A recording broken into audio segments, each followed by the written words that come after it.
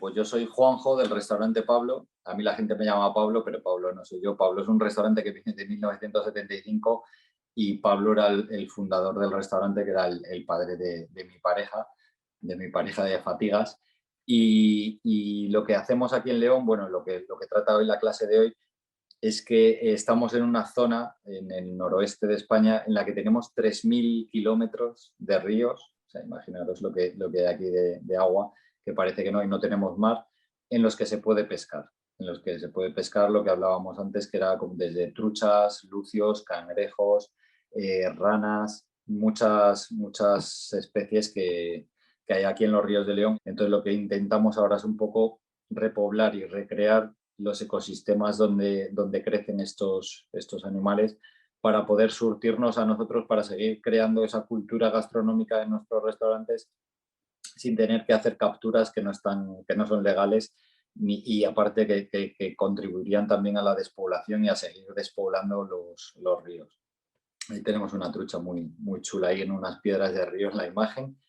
Y lo que hacemos es cortarla. Bueno, depende de la utilización que la vayamos a hacer, la cortamos en diferentes porciones, pero siempre con esta temperatura de 42 grados y medio. Lo que haríamos sería envasarla al vacío.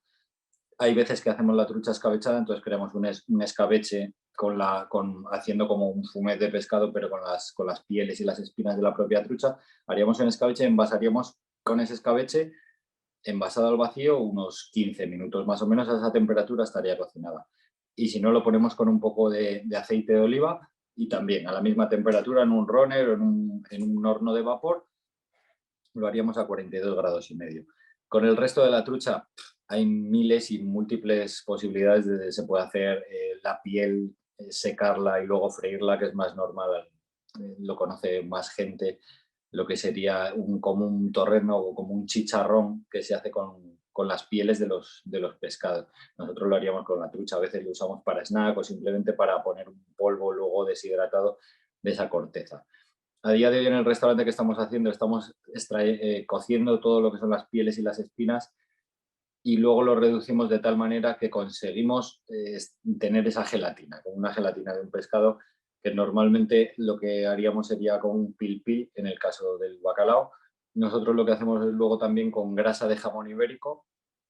Vamos a hacer una receta muy clásica de aquí, que serían unas truchas con jamón, pero nosotros lo que extraemos, como decía, es ese aceite de jamón, y con esa gelatina la vamos montando como si fuera una mahonesa o si fuera un pil, pero con el aceite de jamón vamos montándolo y queda una crema, exactamente, que colocaríamos debajo del plato.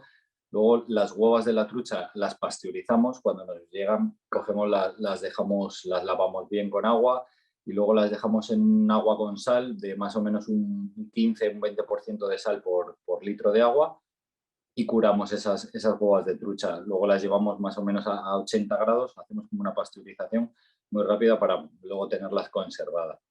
Esas huevas de trucha las incorporamos a la salsa y luego, bueno, lo aderezamos con un poco de hinojo encurtido, o hay veces pues también, como os decía, de lo que era la flora de los ríos. Hay bastantes flores de ajo, bueno, que no son exactamente flor de ajo, pero bueno, son derivadas del ajo, como puede ser aliarias o flores que nos encontramos por ahí por el río, que tienen mucho aroma a ajo. Ese sería el primer plato. Volvemos un poco, ahora que lo he dicho, a las huevas de trucha.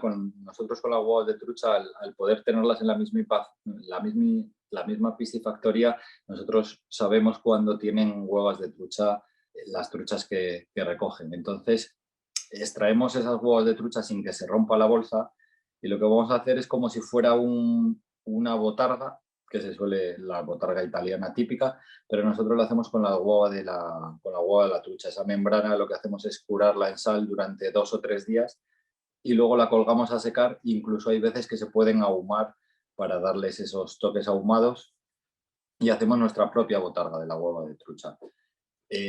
Con esa botarga, que podemos hacer también a partir de lo que es la flora de lo que son los ríos. Además se están haciendo ahora, justo en esta época, en las aguas del deshielo, como es la Monte Fontana, la Pamplina, Coruja, Maruja, depende de dónde sea la población de la gente, cada vez tiene un nombre diferente, y usamos esa botarga para hacer una ensalada, también con el colágeno que habíamos explicado antes de lo que es esa crema del colágeno de la trucha mezclada con la grasa de jamón ibérico, y le incorporamos esa botarga que nos da ese aporte salado y una melosidad de la hueva de trucha curada, que es muy similar también a la de la yema de huevo. Entonces lo que haríamos es una ensalada.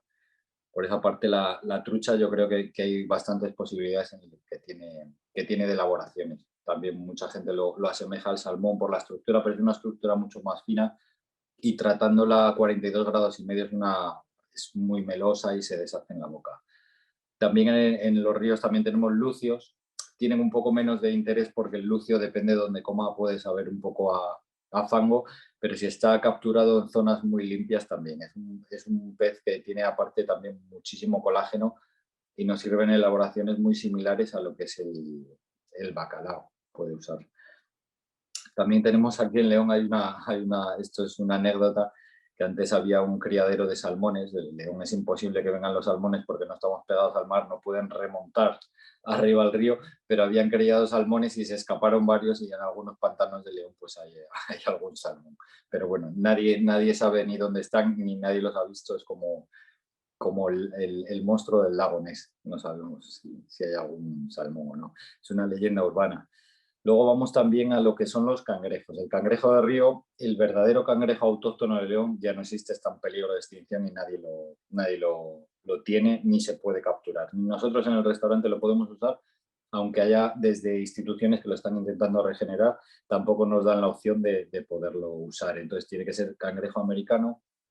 El cangrejo autóctono de León, allá por los años 70, se extinguió porque introdujeron un cangrejo americano. Entonces le venía un hongo exactamente que se llama, a ver si lo leo bien, Aphanomias stano, ¿no? Que lo incorporaron de América. Lo que hacía ese hongo era destruir totalmente al cangrejo autóctono de León, y también donde vivía. Todo el ecosistema, en cuanto permanecía ese hongo, se destruía totalmente y no podía vivir ese cangrejo. Entonces el cangrejo que nosotros podemos usar, también otro que introdujeron sobre los años 80, que es el cangrejo de señal. ¿Vale? Es como un bogavante pequeñito y nosotros lo usamos mucho. Es algo que tenemos fetiche en el restaurante, hacemos varias elaboraciones. No sé si estará la foto o de la receta que he enviado. Aprovechamos también lo mismo que la trucha para hacer un plato con lo que es la flora de los cauces de los ríos. Nosotros lo que hacemos es con una ortiga, con un tipo de ortiga que es blanca. Este sería el plato del cangrejo. Como podéis observar, ese jugo que hay abajo es el de la ortiga. Es una ortiga que se llama ortiga Lamium albium. ¿Vale? Es una ortiga que además hay que cogerla justo cuando nace, cuando es muy tierna la hoja, y tiene un sabor muy, muy característico. Lo que hacemos con este cangrejo, como lo podéis ver ahí, está peladito. Es un cangrejo, es muy pequeño, esa cola es muy, muy pequeña. Lo que hacemos cuando nos llegan los cangrejos, los metemos a cocinar a unos 55 grados de vapor, nada, 4 o 5 minutos, ¿vale? Para darle solo un punto y luego poderlos pelar. Esa cabeza la usamos para hacer tanto o una americana como para hacer una crema, igual que una salsa americana, pero con la cabeza del cangrejo, o simplemente lo que hacemos es un caldo para extraerle toda la intensidad de ese sabor, y luego en ese mismo caldo es donde licuamos la ortiga y se lo incorporamos al caldo del cangrejo. Aquí en esta receta nosotros, a ver, nosotros cambiamos mucho. Nosotros no tenemos un menú de degustación que tenemos los platos durante muchísimo tiempo. Nosotros cada vez que hay cangrejos se hace un plato con cangrejos, y este año, por ejemplo, ya no es este. Vamos cambiando mucho de lo que son los menús de degustación. Nunca repetimos un plato de temporadas anteriores, y los platos están desde un mes y medio, depende de lo que nos dé el producto y la temporalidad del producto.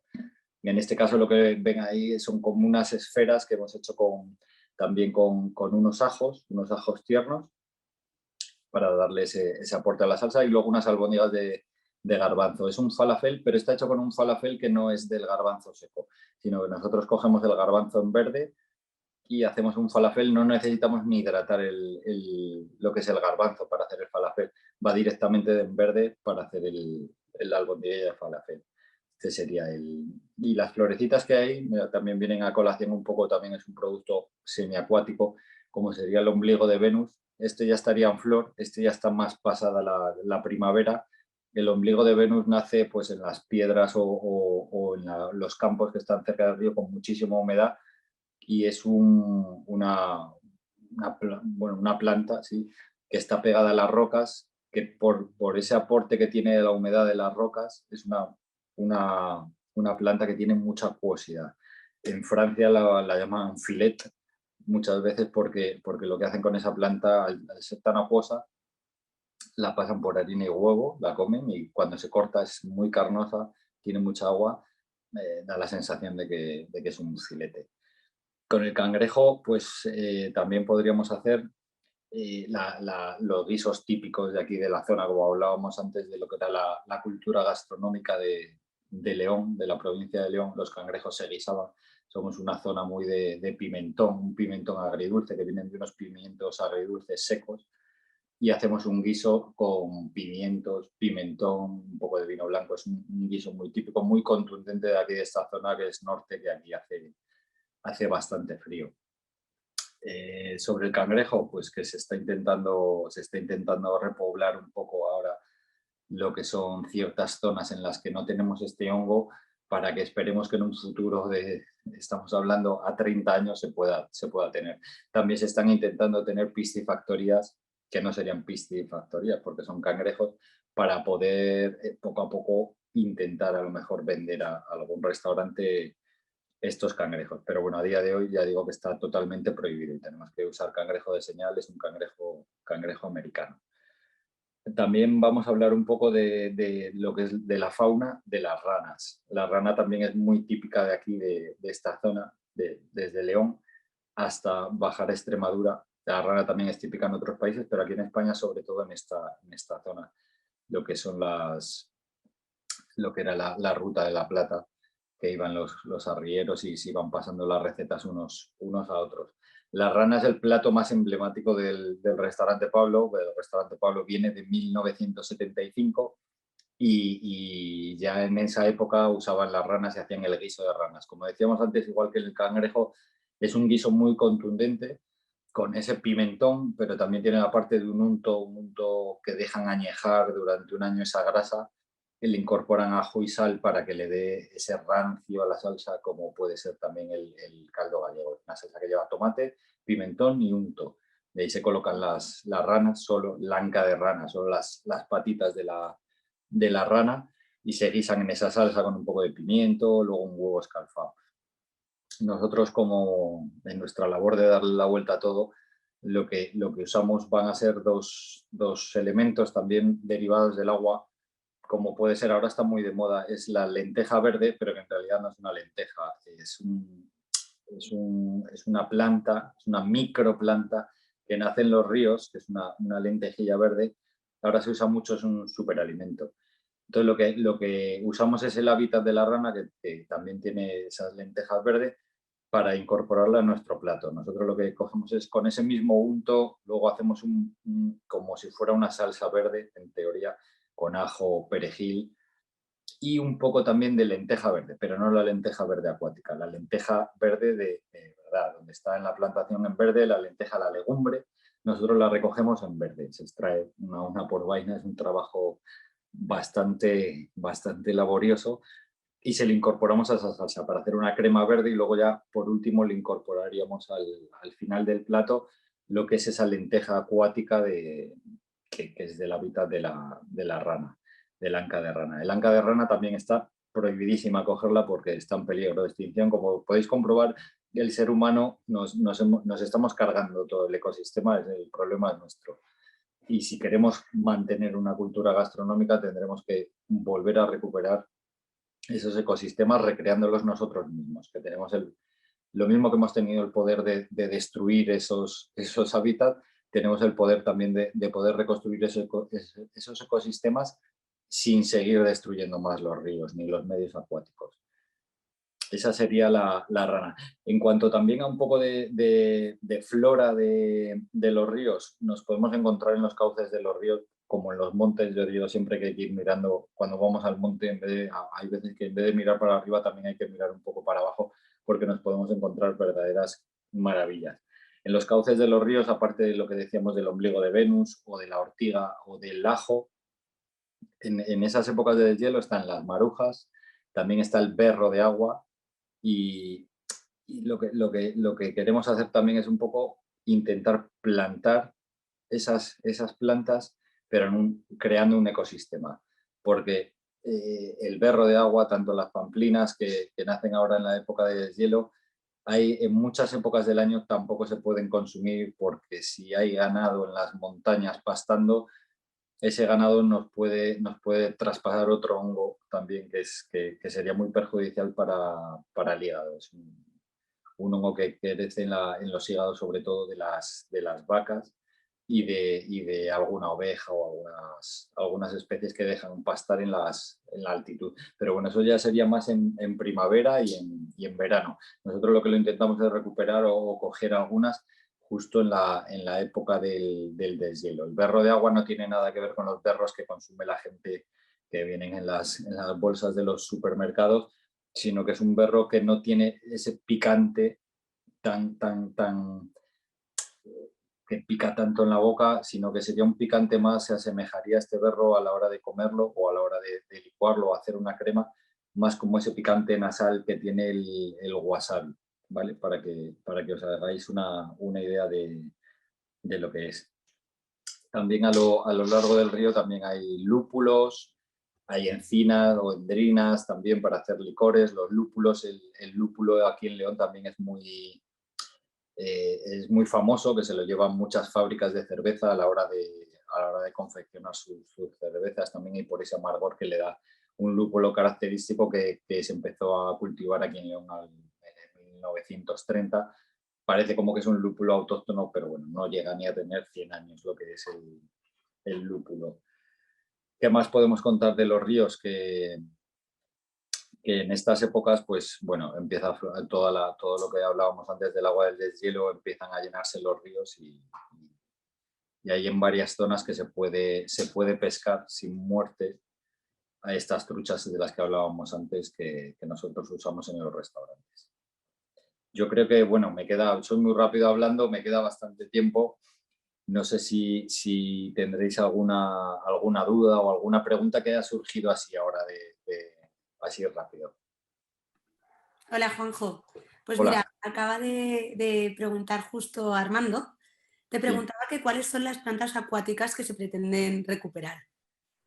Pues estamos en lo que estábamos hablando, desde la lenteja de agua para recrear ese ecosistema y también poder criar ranas en ese mismo ecosistema. Pero cuando estoy hablando de crear un ecosistema es totalmente artificial. O sea, ninguno que esté instaurado en ese río, sino que ayudándonos de los cauces de los ríos, desviándolos un poco, sin destruir el ecosistema, se puedan criar ahí.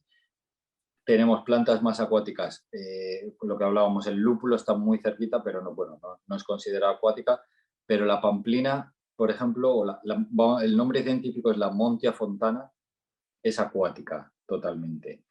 Y nace en los nacimientos de los ríos, en los regueros que tienen los ríos, ahora con el agua cuando está muy pura, cuando no es un agua muy cargada de mucha polución. Simplemente cuando nace el río empiezan a salir las pamplinas. Hay en arroyos que suelen nacer justo en los cauces al lado de los berros, del berro de agua, que da como en pequeñas cascadas. Necesita ese agua, ese aporte de agua. También hay en zonas altas de montaña donde se crea un pequeño valle y nacen ahí los ríos, que el río no va tan fuerte como en una cascada, se crean verdaderos mantos y mantos y mantos que parece un campo de golf de monte a fontana, y se pueden recolectar perfectamente antes de que llegue el ganado, que el ganado lo sueltan por esos campos pues, a finales de primavera, verano. Es justo en la época en la que se podrían recolectar estas plantas. Luego también lo que hablaba antes de la de ajo, que el nombre, la liaria, nace justo en el cauce del río. O sea, no dentro del río, no sería acuática expresamente, pero justo en el cauce. Es una planta que además ahora tiene unas flores muy chulas, son blancas. No es exactamente de la familia del ajo, pero tiene ese aroma y ese sabor a ajo, no tan punzante como el ajo, mucho más suave, mucho más liviano. Y nosotros usamos desde las flores para poner en alguna decoración, para darle un puntito de ajo, como las hojas para hacer desde cremas o emulsiones, hasta simplemente para pasarlas por un aceite a unos 70 grados, como para deshidratar la hoja para que den unos aspectos crujientes. El aspecto de esta hoja es muy parecido al siso verde. Incluso se pueden hacer hasta tacos con lo que es el siso. Sí, te voy cantando preguntas, si te parece. Perfecto. Por otro lado, preguntaban si al usar productos de ecosistemas artificiales o de piscifactorías has notado una diferencia en la calidad respecto a los productos salvajes. Hombre, la calidad siempre se nota, pero lo que hablábamos antes de esta piscifactoría, si esta piscifactoría usara piensos, como usan muchas piscifactorías, que al final son piensos derivados de animales, como pueden ser el pollo, vacas, cerdos, piensos compuestos, que lo que le hacen es un aporte de grasa innecesario, que no es de esa especie en concreto, sino que te preocupas, claro, son piensos muchísimo más caros, que vamos siempre al mismo problema del mercado. Hay gente que intenta las superproducciones y van a piensos muy baratos, cuando en realidad si tú lo que quieres es un producto de calidad, aunque sea más caro, pero que luego el consumidor va a ver realmente que hay una diferencia de sabor. Estos piensos que derivan de materiales del río, incluso esa trucha, aparte de comer cosas que vienen del río de hierbas que vienen del río, también está bebiendo de ese agua y de esos minerales que trae el agua. Las truchas en las piscifactorias es muy chulo verlas porque están colocadas en formación, todas esperando al agua que viene del río, que es que todos los nutrientes vienen de ese propio río. Claro, entonces no podemos tener piscifactorias ni cloradas ni recreadas con aguas que no sean las propias del río, sino que tenemos que coger ese propio agua del río, desviarla un poco y dársela de aporte a los animales. Luego, la rana, por ejemplo, también se cría, pero la rana es diferente porque la rana no se alimenta sobre todo de insectos. Entonces, aparte, esos piensos deberían estar derivados de lo que son los insectos, única y exclusivamente de insectos y también de, pues como es la lenteja verde. Claro, esos son sistemas de trabajo mucho más costosos de lo que son las granjas que necesitan vender mucho y que no sea de una gran calidad. Creo que queda bien contestada. Antonio te preguntaba si el salmón se cocina a 42 grados, ¿también surge el mismo efecto que con la trucha? Sí, a 42 grados y medio. 42 a lo mejor se nos queda un poco bajo. Justo ese medio grado parece una tontería, pero luego nos aporta que tenga una flexibilidad, ¿vale? Sí, el salmón es lo mismo. El salmón es el mismo proceso.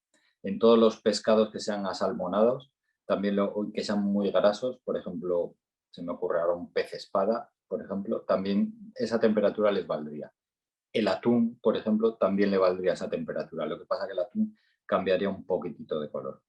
Tenemos otra pregunta por aquí. Te dicen, siendo León una zona tradicional de ahumados, ¿qué consejos das a la hora de ahumar pescados?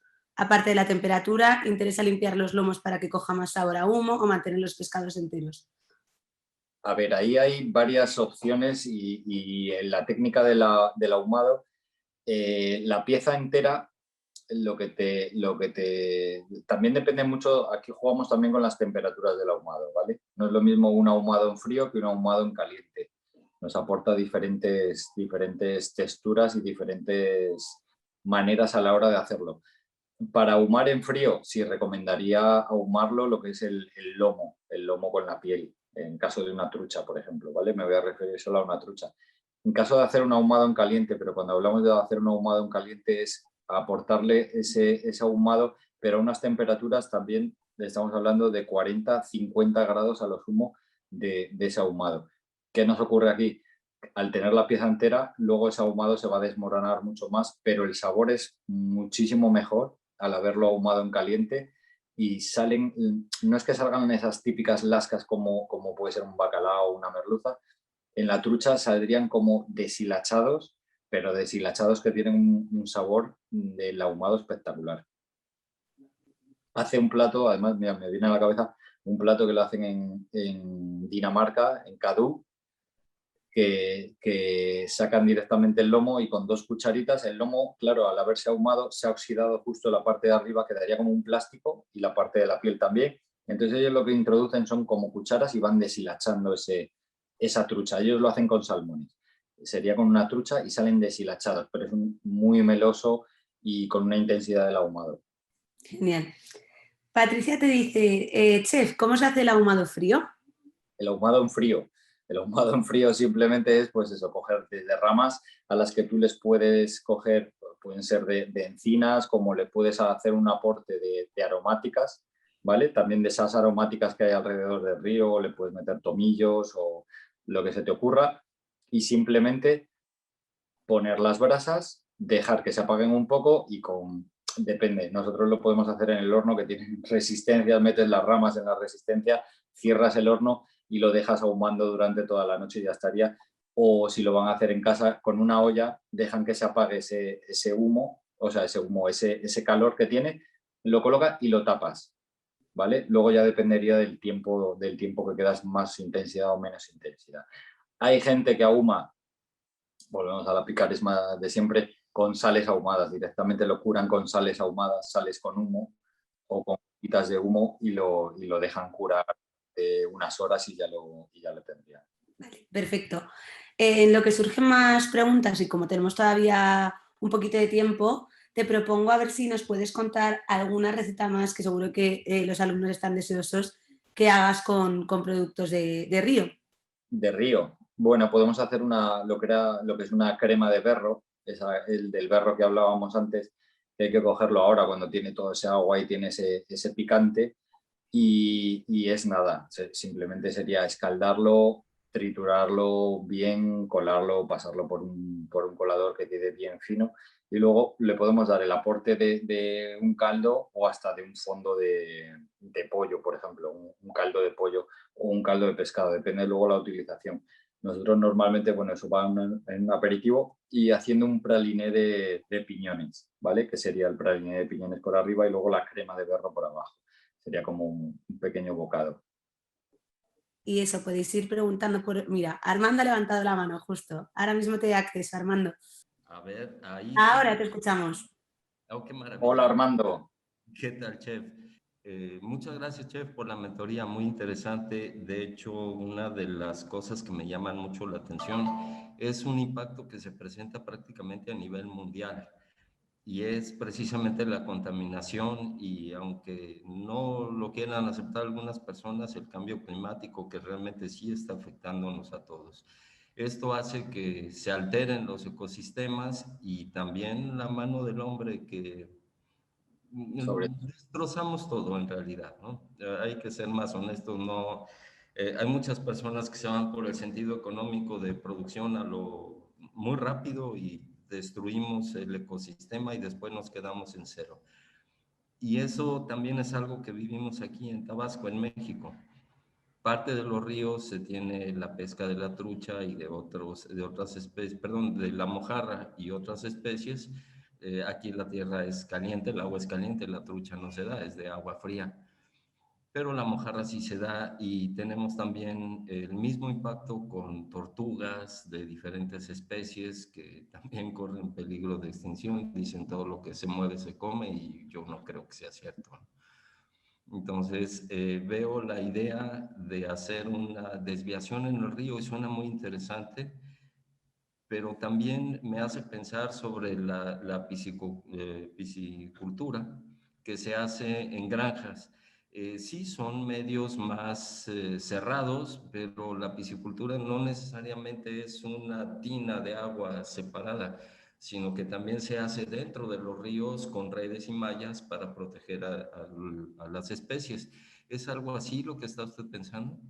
No, no, no, no. No sería porque si se hicieran dentro del cauce del río, ya estarías poniéndole una barrera al propio río, al propio ecosistema. Entonces lo que sería es recrear ese mismo, sacando un poco el cauce sin dañar totalmente lo que es el agua, el agua ni el recorrido del agua, sino que luego revertiría otra vez al río. Y poder recrear ese ecosistema, incluso hay veces pues, que habría que ayudarlo, pues eso, desde escasez de alimento, aportándole lo que estamos hablando de estos piensos, pero que sean piensos que siempre procedan del río y que no les aporten unos sabores que no son los que tiene que tener ese animal, como sería darles piensos de otros animales para que crezcan o para que engorden antes o para que no mueran directamente. Sí, de hecho, las cargas, los alimentos balanceados que se encuentran comercialmente ya vienen adicionados con carnes, proteínas, ya sean animales y vegetales, las proteínas animales y vegetales, pero también adicionados con vitaminas, minerales y algunas otras cosas. Y sí, efectivamente, los cambios en el sabor se siente, es muy diferente, ¿no? Sí. No hay que distorsionar el sabor. Sí, así es. Bueno, pues chef, le agradezco mucho sus aportaciones, muy interesante. Y ahora voy a ponerme a investigar algo más de León, que están allá del otro lado del océano. Vamos a aprender un poquito de la orografía y ver realmente cómo... Y de esos 3.000 kilómetros de agua para poder pescar. Así es, cómo se compone. Claro, muchos sitios tienen ríos muy grandes y probablemente tengan más kilómetros, pero no de este tipo de ríos, que son ríos pequeños que nacen en la montaña, que es el principio de los ríos que luego desembocan. Aquí tenemos 3 vertientes. Una iría hacia lo que es el río Duero, que cruza y que desemboca en el Atlántico, para el Atlántico del Sil, y otro que desemboca en el mar Cantábrico también, que nace y cae para allí. Son curiosos. Hay que visitar León. Sí, bueno, que Dios nos preste vida y oportunidad y por allá estaremos visitándolos. Muy bien. Agradezco muchísimo, muy amable, chef. Gracias, Irene. Muchas gracias, Armando, que llevabas mucho sin aparecer por aquí. Sí, muchas gracias. Igual. Ahora simplemente tienes que encender el vídeo y el audio. ¿Así? Perfecto. De repente parecía que se había salido. Buenas tardes, chef. Muchas gracias por la charla, igualmente. Hola, muy buena. La verdad, muy interesante. Te preguntaba antes por lo del ahumado del pescado. Yo hace poco me compré un ahumador offset horizontal, típico americano de las barbecues. Con un serpentín, ¿no? No, es como una chimenea, así, que son como 2 piezas, como una barbacoa en 2 piezas, típico de las barbacoas americanas, pero estaban más pensadas como para hacer carne. Y llevo un tiempo pensando en hacer pescado y por eso te preguntaba, decías que la temperatura del ahumado de 42 grados. Claro, al alcanzar esa temperatura, decías ahumado en caliente a 50 grados, con muy poco oxígeno, y la temperatura interna que comentabas de 42 grados en el pescado. 42 grados y medio, sí, exactamente la temperatura que tiene. Ya te digo que nosotros lo hacemos en un horno, entonces la temperatura es mucho más precisa que en una barbacoa. En una barbacoa te puede oscilar, aparte si se te baja mucho temperatura no conseguirías la misma textura de lo que es el pescado. ¿Y para qué tipos de pescados más o menos ahumáis? Comentabas la trucha, pero ¿qué caracteriza la trucha o qué caracteriza el salmón como ser pescados más susceptibles de ahumarse? La grasa. Es la grasa que tiene, ¿vale? Podrías ahumar también bacalao, puede tener bastante grasa. Hablábamos de pez espada, por ejemplo, pescados que tengan un aporte de grasa, como es el atún también, ¿vale? Con esa grasa para el aporte de ahumado. Yo, por ejemplo, una merluza no la vería ahumada, no tiene un aporte sápico ni de estructura el propio pez para que soporte ese ahumado. Se podría hacer también, ¿eh? Pero bacalao, pescados que tengan un punto más graso. Por ejemplo, ahumar un rape no se podría ni comer, prácticamente. Se desmontarían, ¿no? Entiendo. No, quedaría duro. Yo creo que quedaría bastante duro. Nunca me ha dado por ahumar un rape, puedo hacer la prueba. O sea, que al final es por el contenido graso y luego decías que más vosotros conocéis, el ahumado en frío en lomos, pero intentar mantener la piel para mantener la estructura, o sería más fácil hacerlo con, he visto en algunos vídeos cotillando por internet sobre unas tablas o algo por el estilo. Sí, dejarlo perfectamente limpio. O sea, no sé si sería interesante que el humo pudiese acceder a las 2 partes, a las 2 vertientes del pescado, o al final solo con dejar una de las capas ya absorbe suficiente. Bueno, lo bueno del ahumado, que lo hablábamos antes, lo que hacía Cadu, por ejemplo, es que se oxida la parte de afuera. Esa parte de afuera en realidad no te la vas a poder comer.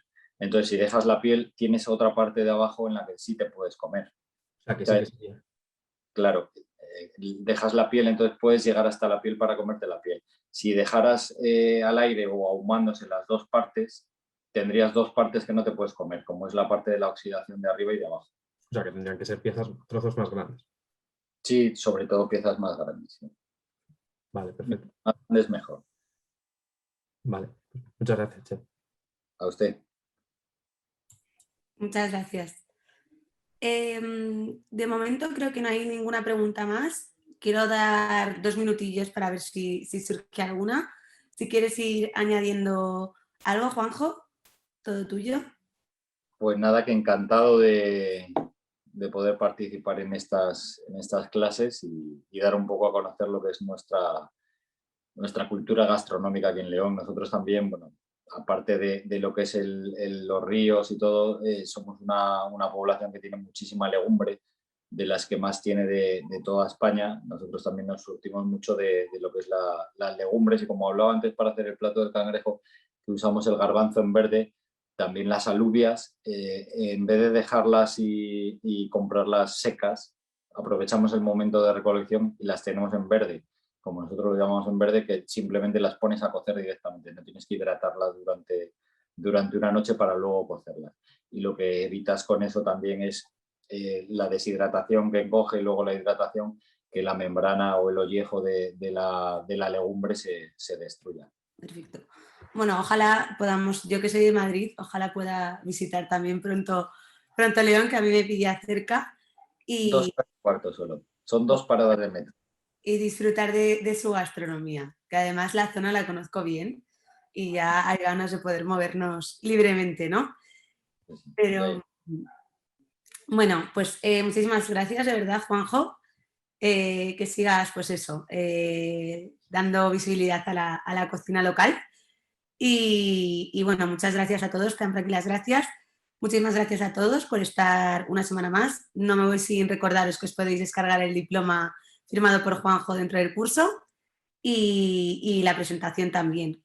Aviso que la receta de la que habéis visto la foto está completa, que me la facilitaste tú, Juanjo, así que la podréis tener completa, ¿vale? Y dicho esto, nos despedimos. Muchísimas gracias otra vez y espero que hayas disfrutado de la mentoría. Gracias.